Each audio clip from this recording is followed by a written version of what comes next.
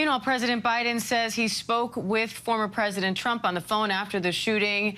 And though the White House is not offering any readout of their conversation, before that call, the president spoke about the incident from Delaware, calling it sick and saying all Americans should condemn this attack. There's no place in America for this kind of violence. It's sick. It's sick. It's one of the reasons why we have to unite this country. We cannot allow for this to be happening. The idea that there's political violence or violence in America like this is just unheard of. It's just not appropriate. And everybody must condemn it. White House correspondent Mary Alice Parks has more on the White House reaction. Mary Alice, what is the latest from the White House now that we have some more details about this assassination attempt on former President Trump?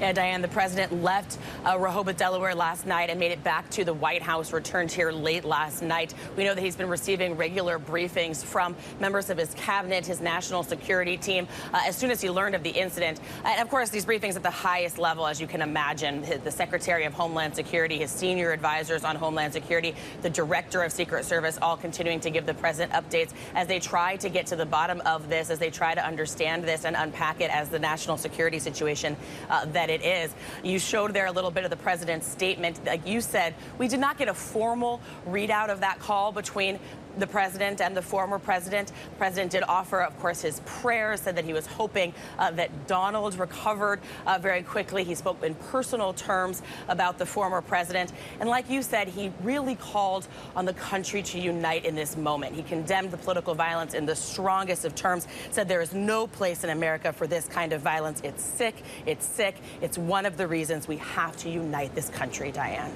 It's one of the few times we've seen former President Trump and President Biden with a similar message, because, of course, today we're seeing former President Trump himself call for unity, saying, "United we stand."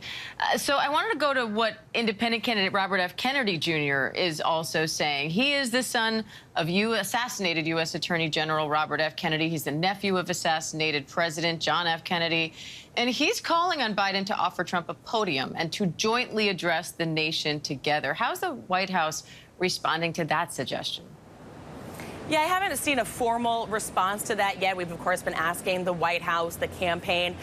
Look, they are very careful at this time. They don't want to get ahead of any sort of FBI investigation. But this is, of course, a political request. It'll be interesting to see if the White House does consider it. I mean, I know that, that the former president has the audience that he wants. I mean, he, as a former president, he can speak to the country whenever he chooses. But what an interesting request for the country to come together in that way. And like you said, an interesting request from such someone who brings such an interesting perspective, having experienced political assassination in his own family there. But no doubt this will change this campaign moving forward. It will have to change the relationship between all of these candidates, between the White House and the former president and his campaign as well. Yeah, that's for sure. Mary Alice Parks, thank you.